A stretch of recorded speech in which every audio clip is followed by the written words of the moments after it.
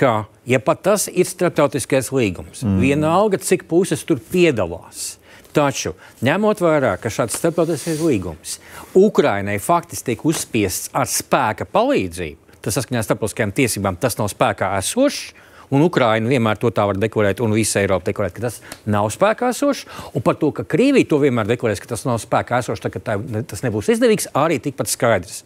Tas nozīmē, ja jums ir jautājums, kādā veidā mēs varam garantēt drošību, tad, protams, ne ar šādu papīru, ko kāds ir piespiests parakstīt. Ar nevienu papīru nevar. Jā. Te jau drīz, un pat diplomāti sarunās nevar. Piedodiet, to var tikai spēcīga armija. Es pieņemu tā. Es neredzu nekā citu, kas vienkārši atturētu vai pārtrauktu, kāru pagaidām nepārtrauktu, bet atturētu Krieviju no turpmākas ekspansijas.